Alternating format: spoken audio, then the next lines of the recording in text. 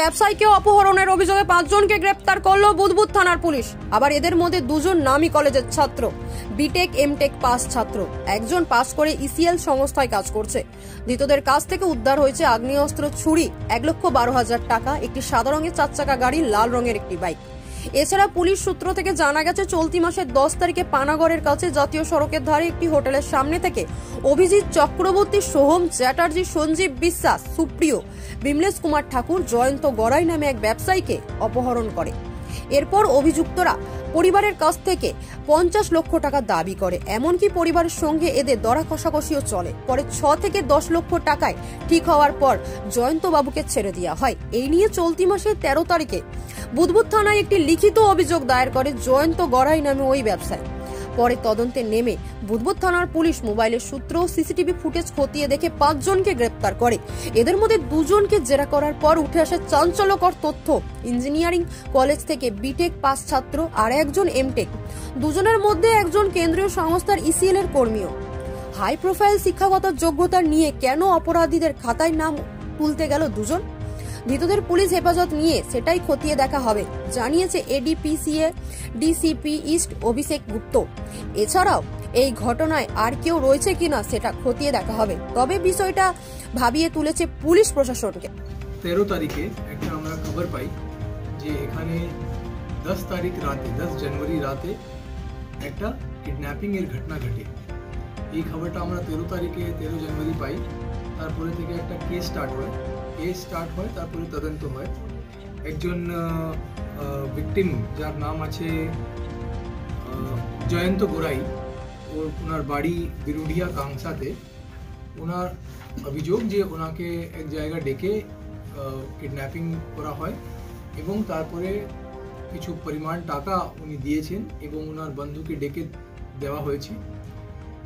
তারপরে ওনাকে মারধর করে ছাড়া হয়। এই পুরো ঘটনাটা ঘটিয়েছে, ওনার অভিযোগে ছিল যে 4-5 জন এই পুরো ঘটনাটা ঘটিয়েছে। কিন্তু আমরা অনেক দিন চেষ্টা করেও কোনো খুব ভালো ক্লু পাচ্ছিলাম না। কিন্তু পুরো টিম, আমাদের বুদবুদ থানার পুরো টিম এটা করে লেগেছিল।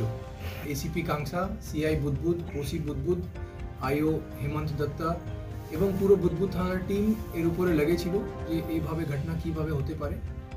তারপরে আমরা কিন্তু খুব ছোট ছোট ক্লু পেয়ে অনেকটা সিসিটিভি ফুটেজ, প্রায় মোর দেন 150 সিসিটিভি ফুটেজ দেখে আমরা অ্যানালাইজ করি। কিছু ক্লু আমরা পাই। তারপরে থেকে এক এক করে লোকজনকে, যে গাড়ি নিয়ে ঘটনাটা ঘটেছিল সেরকম আমরা ইনভেস্টিগেশন চালাতে থাকি এবং তারপরে এক একটা ক্লু পাওয়ার পর এক একজনকে আমরা অ্যারেস্ট করি এবং তাদের পুরো জিনিসটা জানা হয় এবং ওদের কনফেশনাল স্টেটমেন্টও নেওয়া হয়। এরপরে আমরা দেখি যে যখন কয়েকজনের বাড়িতে আমরা ফার্দার রেড করি, তারপরে আমরা এটাও রিকভার করি কিছু টাকা ওদের কাছ থেকে, সকলের কাছ থেকে, 5 জনের কাছ থেকে কিছু টাকা রিকভারি হয় এবং ওদের ফোন যে ইউজ হয়েছিল ওই পুরো ঘটনা ঘটাতে ওটা রিকভারি হয়েছে।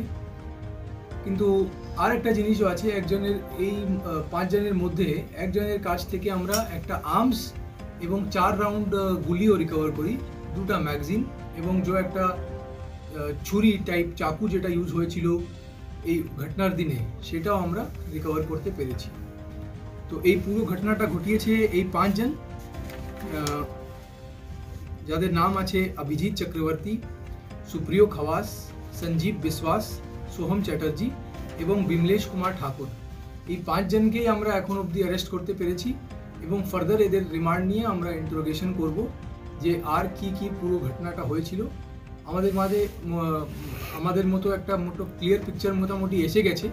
তাও আমরা ফার্দার এক একজনের রোল ইনভেস্টিগেট করে আর বাকি এদের ইন্টারোগেশন করে রেড করে আরও যদি কিছু রিকভারি হতে পারে বা কীভাবে পুরো কত টাকা নেওয়া হয়েছিল, কত টাকা কোথায় কোথায় খরচ হয়েছে, কত টাকা রিকভারি আমরা করতে পারবো, সেই সব জিনিস আমরা করব। এই কিডন্যাপিং কেসটা আমরা তাহলে এই সলভ এখন অবধি করতে পেরেছি। রিলি আমরা জানতে পারছি যে একজন যে অ্যারেস্ট হয়েছে ও ইসিএল এর কর্মী আছে, এমপ্লয় আছে, কিন্তু তাও আমরা অফিসিয়াল রেকর্ড দেখব, এটা আমরা জানতে পেরেছি প্রিলিমিনারিলি।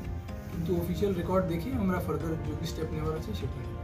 দুর্গাপুর, কাংসা এনটিএস এখানকারই রেসিডেন্ট আছে, এরা সেভাবে একটা কনস্পিরেসি করে প্ল্যান করেছিল। সেরকম প্রাইমারি মোটিভ টাকা নেওয়ারই ছিল, যেটা আমরা এখন অবধি জানতে পেরেছি। তো ফার্দার কি আছে, মোটিভ নেই আছে, ফার্দার ইন্টারোগেশনে যখন রিমান্ড পিরিয়ডে হবে তখন গাড়ি সিজ হয়েছে। র্যানসাম কত ডিমান্ড করা হয়েছিল?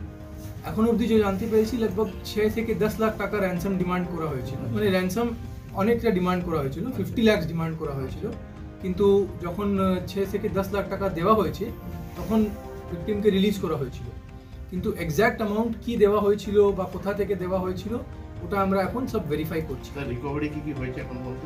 রিকভারি আমরা করতে পেরেছি ইন ক্যাশ 1,12,000 টাকা, একটা আর্মস রিকভারি হয়েছে, 4 রাউন্ড অ্যামিনিশন রিকভারি হয়েছে, 2টা ম্যাগাজিন, একটা ছুরি রিকভারি হয়েছে এবং 5টা ফোন আর একটা গাড়ি যেটা ঘটনা করার জন্য ইউজ হয়েছিল, ওই গাড়িটাও আমরা রিকভারি করতেছি। আমরা যেটা জানতে পারছি যে এই 5 জনই পুরোপুরি ইনভলভ ছিল এই ঘটনাতে, কিন্তু আর যদি কেউ আছে বা আর কোনো ইনফরমেশন সাপ্লাই করেছে বা আর যদি কোনো যুক্ত থাকে এটার মধ্যে, তাহলে আমরা ফার্দার ইন্টারোগেশন করে ওদেরকে ধরে নেব। এটাও আমরা জানতে পারছি যে অনেক বিখ্যাত কলেজ থেকে অনেকজন 2জন পড়েছে, তো সেটা আমরা ফার্দার ভেরিফাই করব। স্টেটমেন্ট আমরা পেয়েছি, কিন্তু কোনো অফিসিয়াল রেকর্ড আমরা পাইনি। ওই অফিসিয়াল রেকর্ডগুলো আমরা দেখে রিমান্ড পিরিয়ডে দেখব, সেটা তারপরেই আমরা বলতে পারবো। এর মধ্যে ঘটনাটিকে নিয়ে শুরু হয়েছে রাজনৈতিক চর্চা। হাই প্রোফাইল শিক্ষাগত যোগ্যতা নিয়ে অন্ধকার জগতে ঢুকে পড়েছে অনেকেই। এটাই এগিয়ে বাংলার লক্ষণ। বাংলা হলো অপরাধীদের আতুরঘর, কটাক্ষ বিজেপির জেলা নেতৃত্ব। বলার তো কিছু নাই, মমতা ব্যানার্জির এগিয়ে